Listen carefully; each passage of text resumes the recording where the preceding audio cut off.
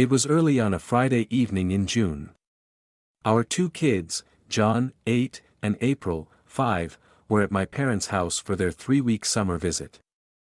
I grew up on a farm, and it was always fun to learn all about farm animals, swimming in a dammed-up creek, riding on the farm machines, and eating my mom's awesome cooking. This year was the second visit for our kids, and they were as excited to go to the farm as we were to have the time together while they were away. I had come home today from a 3-day business trip, the last one for a month, and was excited to be able to do whatever Holly wanted to do for the next 19 days before the kids came back home. I had scheduled some days off next week for a surprise for days in Jamaica that Holly knew nothing about. We have been to hedonism too several times and always like the freedom to express ourselves to each other, being naked on the beach and making love whenever we want and almost any place we want to.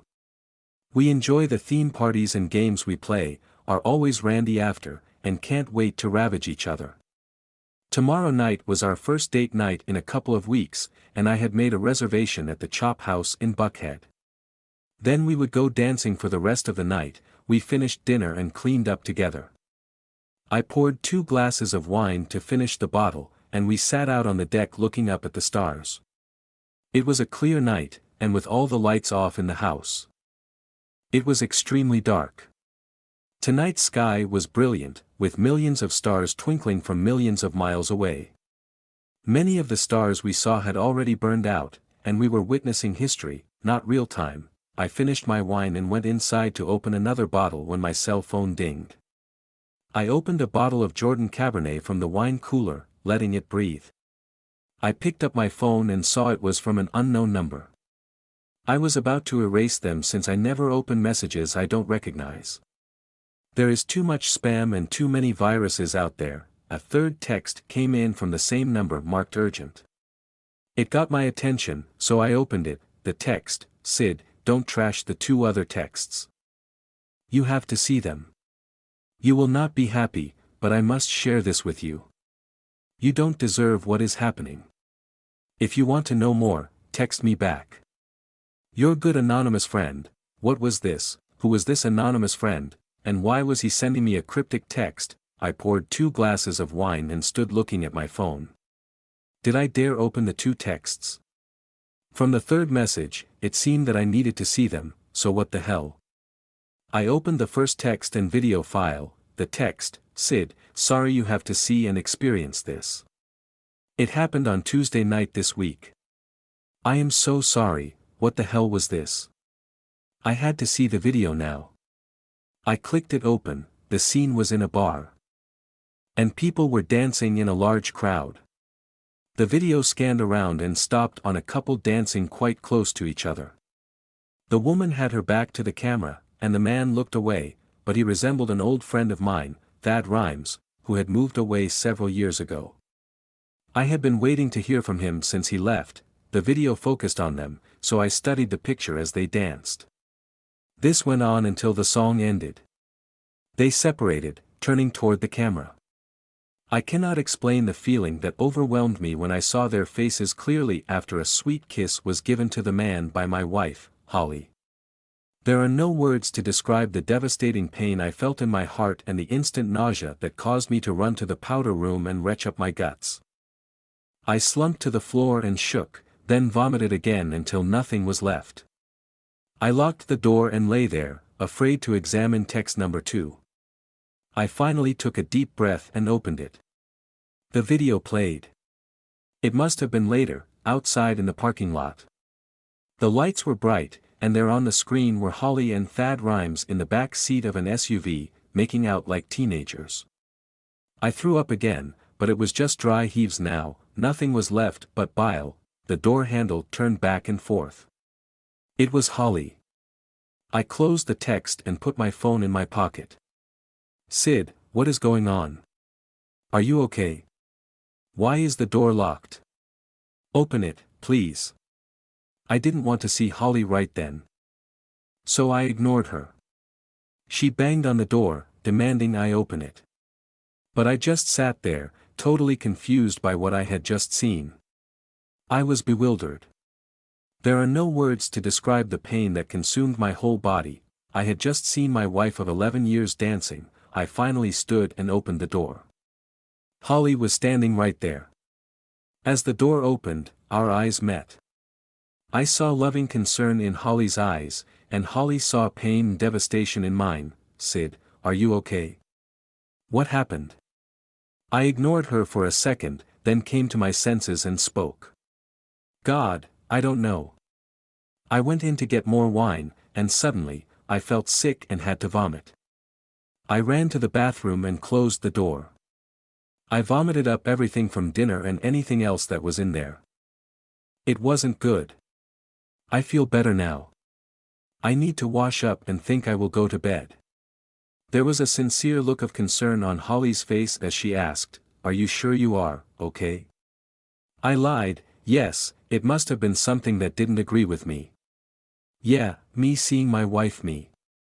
"You think, okay, I will clean up and be right up."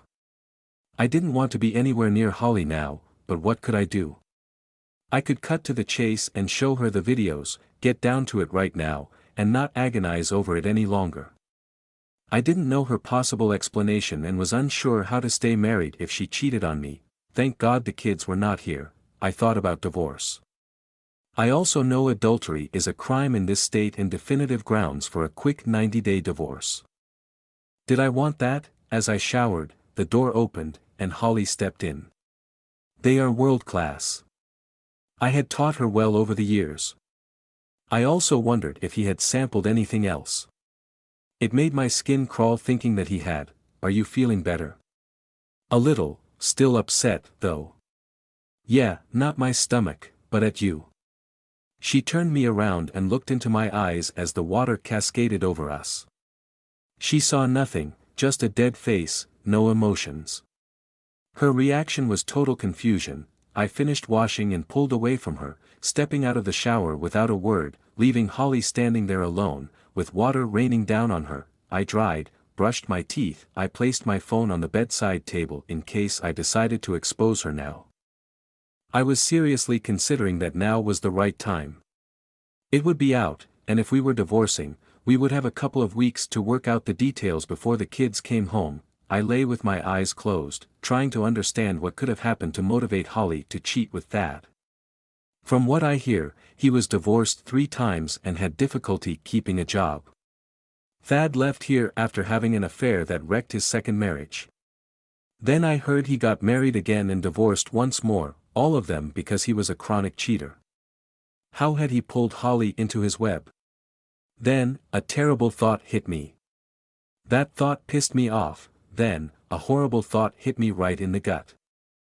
What if April, my youngest, wasn't mine but was Thad's child?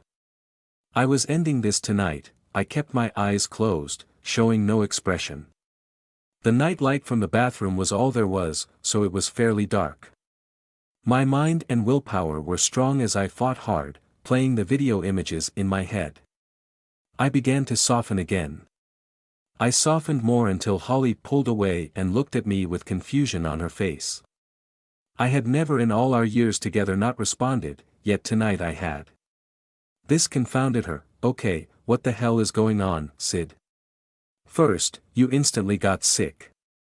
I ate the same as you, and I feel fine. Then you have no life in your face and the shower, and just now, you do not respond to me. Something is going on. What is it?" I looked at Holly, and reaching up, I turned on the lamp. I sat up against the headboard and looked at her. Once again, I showed no emotion. "Holly, we were having a wonderful evening. I was looking forward to spending 3 weeks not having the kids. How wonderful it was not to have the kids for a few weeks. We could reconnect and strengthen our love for each other. We were sitting on the deck, looking up at the incredible sky. It was so romantic, and Holly, I was so happy and at peace with you." I went inside to get more wine, and my phone dinged. I ignored it, and then it dinged again. I looked at it, and the text said it was urgent. I reached over and picked up my phone. I opened the third text and handed the phone to Holly. She had a strange look on her face as she read the text and handed me the phone back. She said nothing, as you can imagine, my interest was piqued, so I opened the anonymous friend's first text. Just as I said that, Holly gasped, "Oh God, no, Sid." I opened the video and let it play. The music and noise were enough. Holly crumbled to the bed, pulling the sheet up over her head. She screamed, "Oh God, forgive me, I am so sorry." Then she began to sob loudly. I started the second video and lifted the sheet, sliding the phone under her face. "Holly, look at the video. Please confirm that for me." I was mean and nasty to Holly. I yanked the sheet completely off of her and moved up on my knees. She was in a fetal position, shaking and sobbing. I looked down at her, leaning over inches from her face. I screamed at her, "I am married to a cheating. What should I do with her, what should I do?" Holly screamed, "Oh God, no." And rolled out of bed, ran to the bathroom, and slammed the door. I lay there for a minute, dressed in shorts and a tee, and went to my office. I work from home when I am not traveling. I am an independent IT consultant working in the cybersecurity area these days. This week, I was away meeting with Homeland Security on a 3-year contract to teach their anti-cyber terrorist section on the ever-changing hacking landscape. You might ask, how in the hell did you get into that? I was a hacker in college and worked a lot on the dark web. I am a knowledge sponge. I can remember anything I do once and always remember it. They call it eidetic memory. Anything I do or see or have done is logged in my head and can instantly be recalled. I don't broadcast this ability, and Holly doesn't understand it. It has come in very helpful, and I astound people, especially in negotiations or complex documents. I am also a speed reader, so as I read a manual, contract, or other document, I remember every word and instantly recall phrases or paragraphs upon request. Why is this important? I have watched the 2 videos twice in full and have them locked in my memory. I can repeat every word on the videos verbatim, even the whispers said by anyone. As I think through the videos, I think I know the identity of my anonymous friend. It is Carol Wilson, a friend of mine from my poker club. Yes, I am a hold'em poker player and do quite well, given my memory. Carol, Holly, and I have been to a couple of poker tournaments in Vegas, and we had a great time out drinking and partying one night after I lost out. I was sure that Holly would not remember Carol, but Carol once told me that if anything ever happened and Holly and I split, she wanted me. I never thought much about that because Holly and I were solid, or at least we were. I was wrong, as I watched the videos. I could hear the photographer saying things under her breath, "God, Sid, I am so sorry. You are a good man." Then in the second video, it was almost 10:30 p.m. I called Carol. The phone rang several times, and then she answered, "Thank you." I started with, there was silence. "Carol, I know it was you, wasn't it?" Still silence. "Carol, speak to me, please." "I am okay." "Well, Sid, I am not." But I didn't. It wasn't my place. This time, I was silent, shocked at what Carol had said. I did the next best thing. I sent you the videos I took. Sorry for all this, but you had to know. Thank you for telling me and showing me what you saw. I do have questions you may be able to answer. Can you help me further? I will try. What do you want to know? Can you tell me what you saw from the beginning and what else you saw and not on the videos? I need details. Okay, let me start with, I saw Holly with several other women having drinks and fending off the men that were hitting on them. I was with another group. We were dancing and drinking too.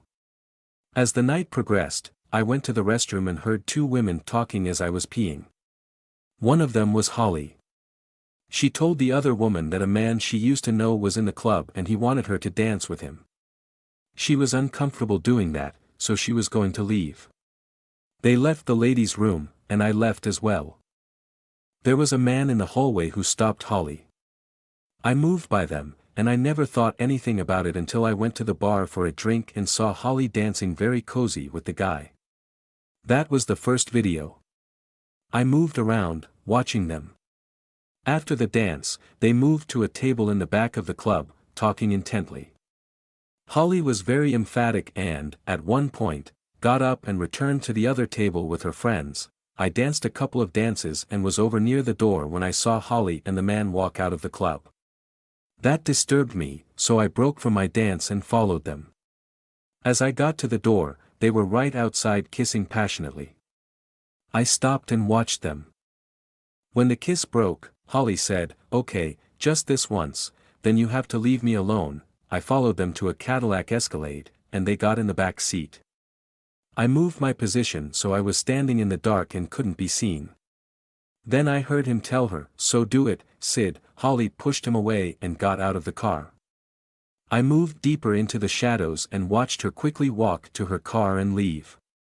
I was silent for a minute. I knew I had every word Carol had told me logged into my memory and could repeat it to Holly word for word. Wow, that was detailed. "Thank you again. I may call you again. If things don't work out, I remember what you told me. Thanks again." I was shaking as I lay on the cold bathroom floor. Oh God, what did I do? Why did Thad have to come back to town? Then there he was tonight. What were the odds we would both be in the same bar tonight? I had not thought of him in years. Cell phone cameras are everywhere, and a friend of Sid saw us and got a video of us. I wonder what he recorded. Oh God, as I lay there, I recalled every minute of that night. It was Sid's first night out of town for the last time until next month. Some of the girls from the bank wanted to meet for a drink and dinner. I had not been out with them in a while, so I decided to go. I wasn't dressed properly, so I left early and went home and changed. Putting on a party dress I had not worn in a while. It was short, but I liked how I looked dressed in it. I arrived as a couple of the other girls did. There were 7 of us, so we went into the restaurant for dinner. We had fun chatting and drinking as we ate through an excellent 4-course meal. It was delicious, and we were all full. The vote was we go down the street to Sessions, a new bar and dance club, and work off what we ate. I drove down 2 blocks, so I didn't have to walk that far. Later when I left for home, we all had shots, danced together, had more drinks, and danced some more. We made it clear to all the male suitors we were married and were not out trolling. As the night went on, a few girls left, and I was dancing with Mia when I was tapped on the shoulder and heard a familiar voice I had hoped I would never hear again. My, Holly baby, how are you? It's been years." My skin crawled as I turned around and saw Thad Rhymes standing there. I was shocked. I turned back to Mia, took her hand, and pulled her to the ladies' room. Once inside, I told her I did not want to dance with the man so that I would leave. Mia understood and agreed to play decoy for me so I could go. But when we walked out of the ladies, Thad was standing there. I sent Mia on and had to deal with Thad myself. "Thad, I can't do this. We agreed when you left here 3 years ago nothing would ever happen again." Thad said nothing but pulled me out to the main room onto the dance floor. It was a slow dance, so he pulled me tight to him. He felt good, bringing back good and not so good memories. The song ended, and he pulled me to a table in the back. He tried to kiss me, and I told him no, I had fellow workers here, and that was dangerous, and we were done 3 years ago. We argued, and he threatened me again like he did 3 years ago. I had made a mistake that Thad knew about. He blackmailed me, or he would tell Sid what I had done. I slapped Thad. He flinched, then grabbed my hand and dragged me onto the dance floor again. We danced to a few songs. So after the last song, we returned to the table and argued again.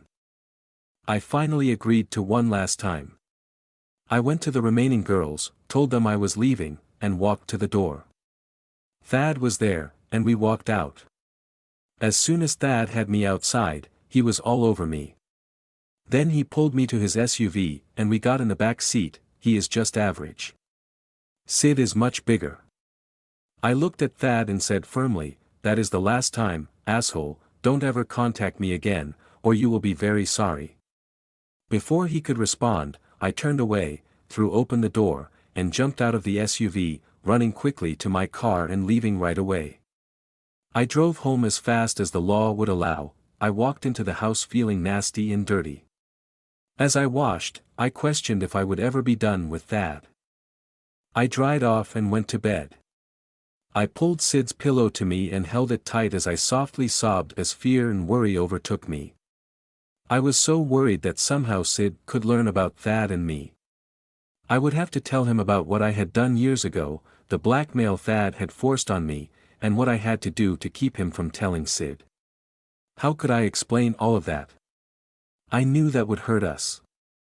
God, I never expected what happened Tuesday night to be discovered, but now it had been. What was I going to do? I got off the floor and took a hot shower to warm up. I heard the shower running. It was time to get this over and see where we were going. I had to know about what happened from Holly's perspective. Also, I wanted to know what Holly had meant by one last time. I thought I knew but wanted Holly to tell me. The shower stopped, and I heard Holly shuffling down the hallway a few minutes later. She stopped at the door and looked in. Sid, we need to talk, Holly said in a soft sheepish voice. I will decide when we will talk and what will happen next.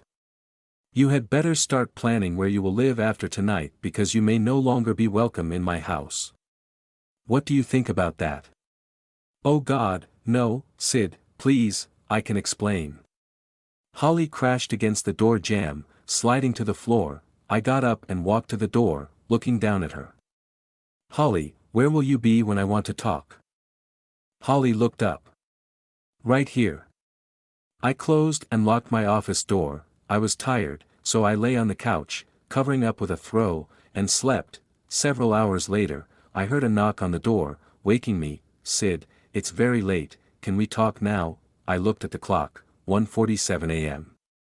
It was late, and Holly had been waiting all this time. I folded the throw, placing it on the back of the couch. I walked to the door and unlocked it. I went to my desk and sat down. I waited. 10 minutes went by, and the door opened. Holly stuck her head in.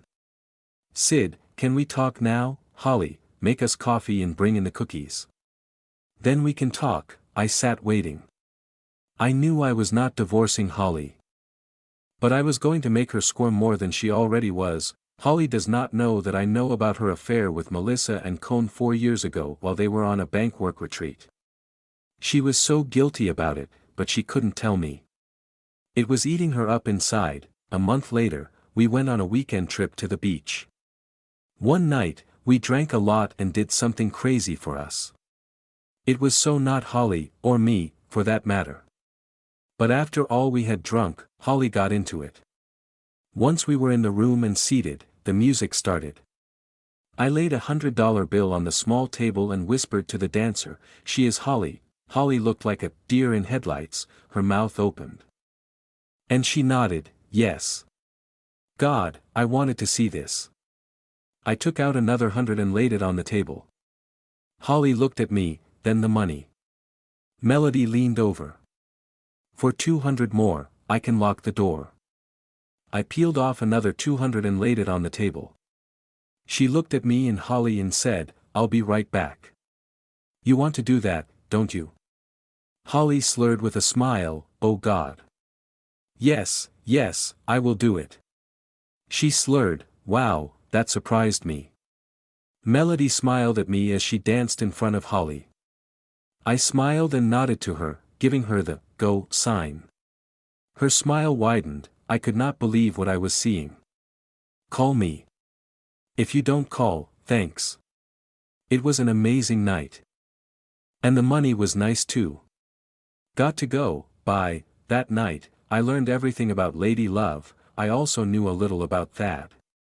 He had told me his infatuation with Holly, and one night, we were drinking in the backyard, and he commented about how good her mouth looked. The more he drank, the more he talked. He looked at me and laughed. Holly came back into the office with a tray of cookies and coffee. There were also 2 shots of amaretto. So, Holly, what do you want to talk about? Sid, I have several confessions to make. Wow, several confessions. I thought you only had one to confess to. It sounds like you have been a bad girl.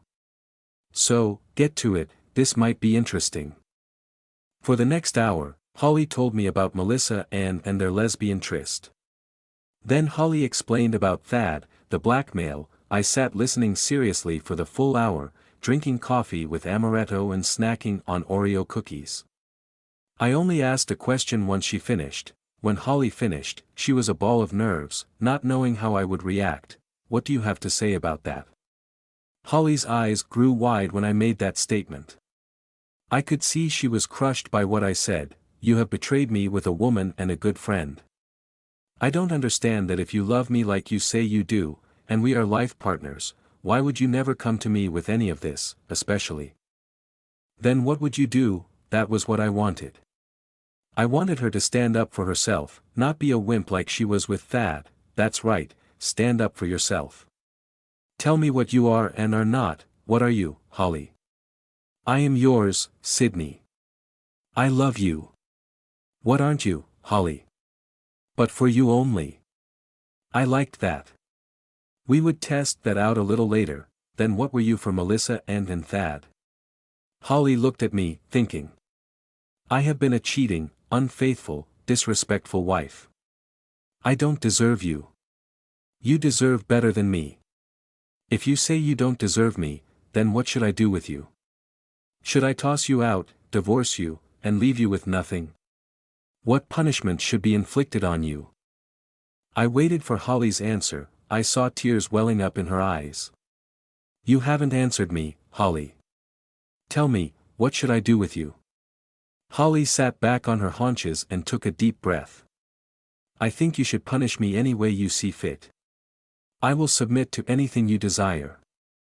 So, Sydney, what type of punishment would you desire? I will let you do whatever you want, so name a punishment you think is appropriate. I had been good for 3 years, always doing things the slightest bit out of line. I was loyal and faithful until Tuesday night. Why did I let Thad back in? He was out of my life, and then, as soon as he was back, I just gave in to him. Jesus!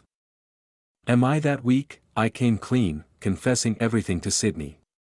I will submit to him for my punishment. Anything he wants to do to me, I will do to save my marriage. Anything. Sid is asking me to take my punishment, but I fear what I should say. I know he is going to add to it. I took a deep breath and drank my shot of amaretto. Sid, I don't know what to say. You know what you want to do to me, so I am leaving it up to you. Okay, Holly, since you can't even decide this simple thing, I will make it much harder on you. You will not like any of your punishment. So here goes. You will move into the guest room until the time the children return, and maybe longer, depending on how I feel you are accepting your punishment. And no one will know about what has happened, period. I will purchase a belt for you when you leave the house. When it arrives, you will wear it for 2 full weeks 24/7. Then, after the initial 2 weeks, your behavior will determine when I require you to wear it in the future. 12. The last and most important punishment is I want you to have another baby. That will keep your body fat and undesirable to other men, and most importantly, it will complete our family. That is my complete list. If you renege on any of these conditions, I will divorce you. I will document these rules, and you will sign the agreement along with the postnuptial agreement.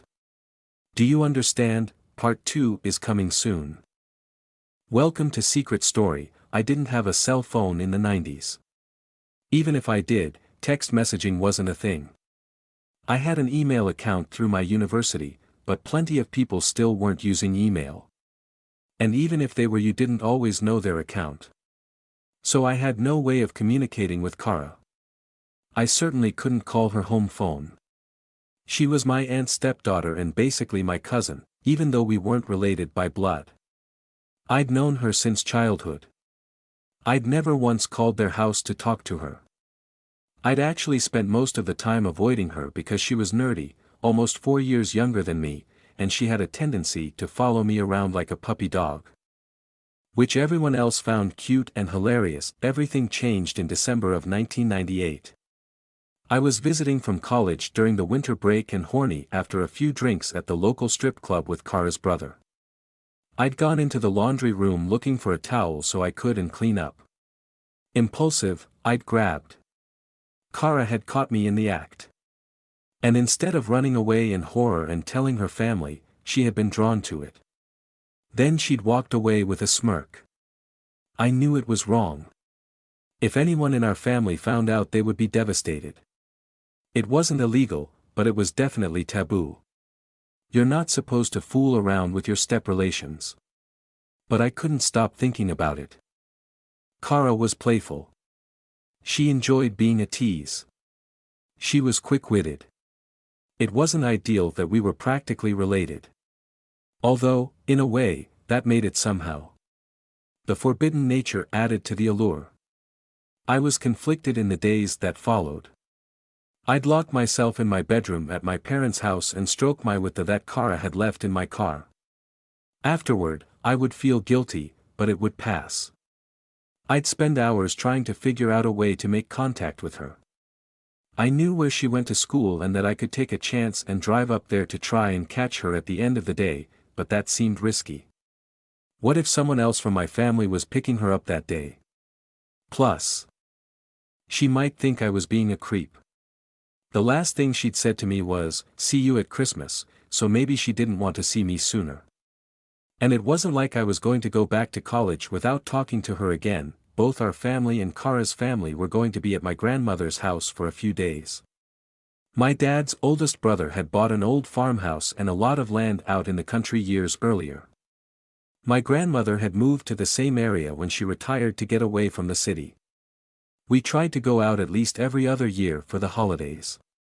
My aunt did the same, but Kara sometimes spent Christmas with her mom and stepdad instead. The last time I'd actually spent Christmas with her, she was still a chubby high school freshman instead of a buxom barely legal senior. We drove out on the 23rd with a plan to stay through Christmas and the weekend that followed.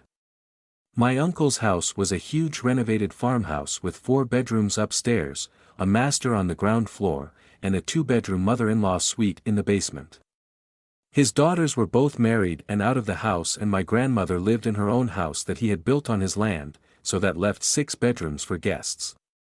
I always tried to grab one of the basement rooms since there was also a big screen TV down there. My cousin, Kara's stepbrother, usually did the same. The parents and girls usually took the upstairs rooms, although the girls fussed about never getting the basement. And my dad's youngest brother and his family stayed at my grandmother's place. I was really hoping Kara would find a way to stay downstairs that year, but couldn't imagine how. Once everyone arrived, the arrangements ended up the same as usual. I had a room to myself in the basement right next to Kara's stepbrother, who I normally loved to hang out with. But I wasn't looking forward to it that year. Kara was up 2 flights of stairs in a guest room right next to my parents and across the hall from my sister. That first evening I was desperate to get some alone time with Kara and didn't know how to do it. She was either playing it cool or just being a cruel tease because she barely acknowledged me. There wasn't as much as a sly smile or a covert wink when nobody was looking. It was making me nervous. Everyone came over to the big house for dinner. When my dad's youngest brother was greeting everyone, he made an awkward joke about how Kara used to idolize me. She brushed it off by saying that it was pretty common for high school kids to admire those in college. It was the right thing to say, but it definitely made me wonder if I'd misread things. Was it silly for me to think she had a crush on me? The whole situation was making me anxious. I'd gone from worried that I couldn't avoid the temptation to feeling foolish about thinking she'd even want to tempt me again. The fact that I was sitting at a table with all my relatives made it worse. At some point after dinner, I saw Kara head down the hall toward the restroom. I knew it would be stupid to follow her, but my stomach was in knots and I had to know where I stood. "I have to go to the restroom," I announced loudly to my cousin who was sitting nearby. "Nobody cares," she said. I went down the hallway to the bathroom door. I heard the sink running. Kara came out a second later. I think my heart stopped for just a second while our eyes locked.